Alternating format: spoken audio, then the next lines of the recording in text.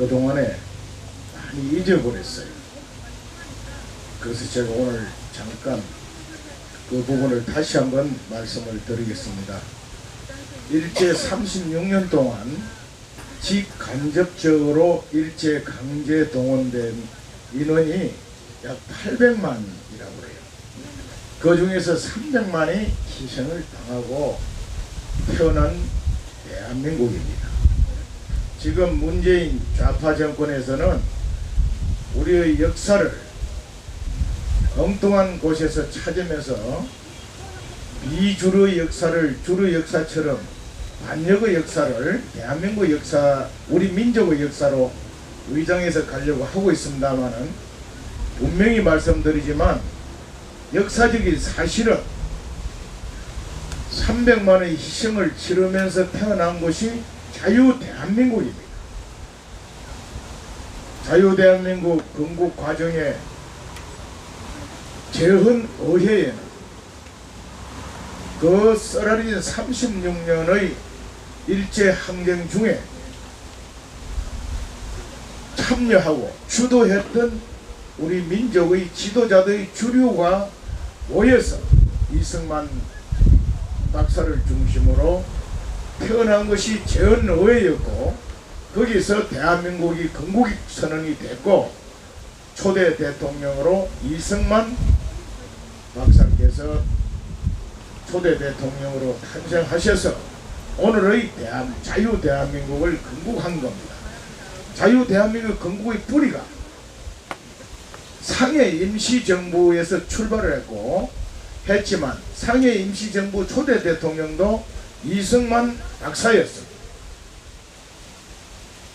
그래서 자유 대한민국 태어나는 과정, 일제 항거했던 그 애국 민족 지도자들이 했다는 이 분명한 사실, 그 속에 300만이 희생이 됐다. 그 위에 소련의 결의 정권이었던 북한 김일성, 북한이 6.25 불법 남침 전쟁 속에서 연 100만 이상이 참전을 했고, 그 중에 공식 통계가 18만 장병들이 전사했습니다.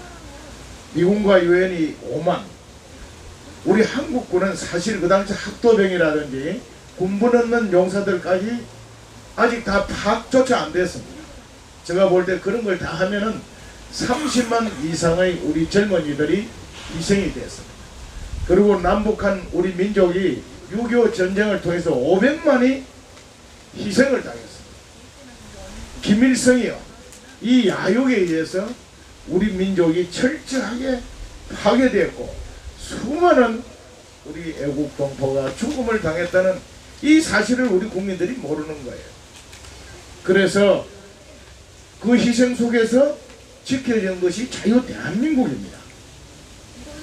현충일을 맞는, 호국 보훈을 달을 맞는 우리 지금 자유 대한민국에서 숨쉬고 사는 우리 국민들은 이 사실을 잊으면 안 됩니다.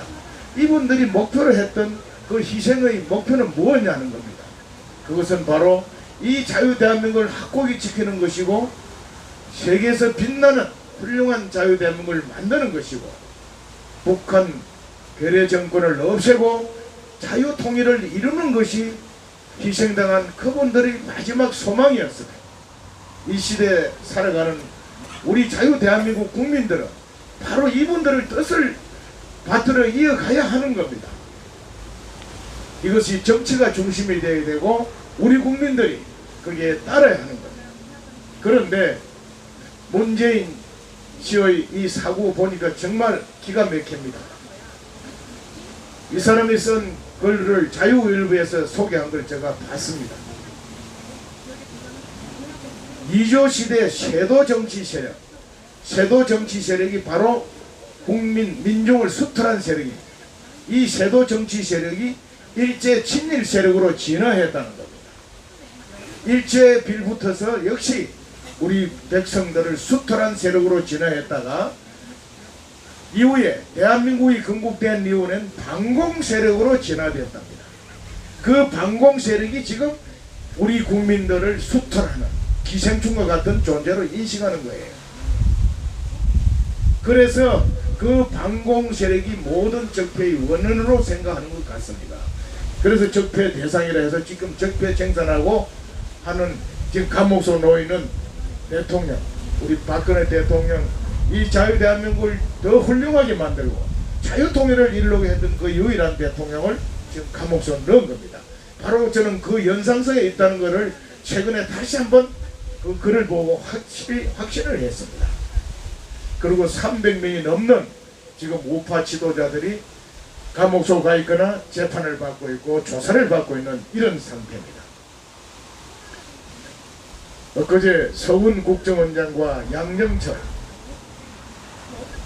민주 정책연구소장인가 하는 친구하고 김현경 MBC 기자 세 사람이 모였는데, 서훈 국정원장은 알아요. 이 사람은 이 권력에 빌붙어서 응거추춤한 자세로 있지만 그 김현경 기자가 쓴 글, 그 기자가 생각하고 있는 사고 기가 막히는 겁니다.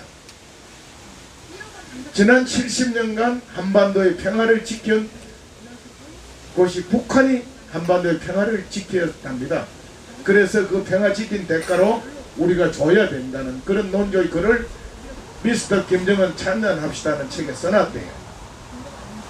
이것은 바로 문재인 씨의 사고와 김민경 기자의 사고, 지금 자유대한민국을 이끌어가는 소위 청와대로 비롯해서 국회, 문화예술계, 언론계 등등에 종사하는 사람들이 사고가 바로 이와 같이 일맥상통한 사고로 가고 있다는 사실을 우리 국민들은 호국 보훈의 달을 맞이해서 다시 한번 자각을 했으면 좋겠어요. 이걸 바로 잡아야 할 곳이 바로 여의도 국회, 소위 보수 우파 정당이라는 정치인들이 그 정당에서 해야 되는데, 이들은 지난 세월 권력 투쟁이나 했고 자기 자리 다툼이나 했습니다. 그래서 멀쩡한 자기의 총수인 대통령 통제 뒤에 등을 칼을 꼽아서 탄핵에 동조하고 앞장서는 저런 패런 집단이고 이념과 사상이 실종된 집단입니다. 그래서 저희 대한애국당이 태어난 겁니다. 저희 대한애국당은 비록 지금 어렵고 힘든 고난의 길을 가고 있습니다만 분명히 우리 자유대한민국을 지극히 사랑하는 애국자들이 모인 곳입니다. 그리고 정말 자유대한민국을 훌륭하게 만들어서 우리 후손들에게 물려주겠다는 그 진정성이 신념화된 사람들이 집합체입니다. 또한 반드시 자유통일을 이루어서 우리 민족이 영원히 오늘 우리가 누리는 자유와 행복을 함께 누리는 위대한 민족 국가를 만들겠다는 이런 사상과 신념으로 뭉친 지도자들이고 구성원들이고 집단이 틀림없는 사실입니다.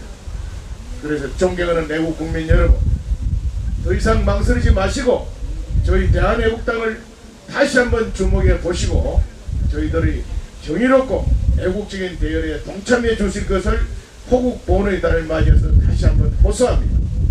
그리고 우리 당원 동지 여러분께 부탁드립니다. 언론도 외면합니다. 대다수 국민들도 문재인 좌파 정권에 겁먹어서 어떻게 해서든지 이 정권 끌어넣는 데만 정치가 하나로 뭉쳐야 된다는 이런 생각만 가지고 따라가는 그런 행편입니다. 그렇게 해서 과연 대한민국이 지켜질 수 있을까요? 문재인 정권을 끌어낼 수 있을까요? 아닙니다.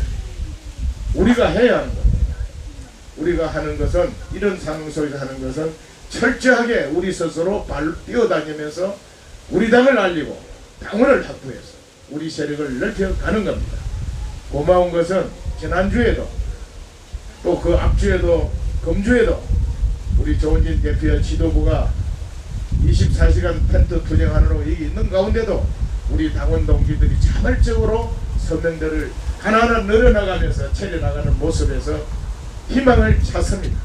우리 다 함께 끝까지 우리 스스로 우리를 키워서 돌아가신 300만의 순국 항일 선열과 18만이 넘는 자유수호 6.25 전쟁에서 희생된 우리 선열들의 뜻을 이어가도록 합시다. 감사합니다.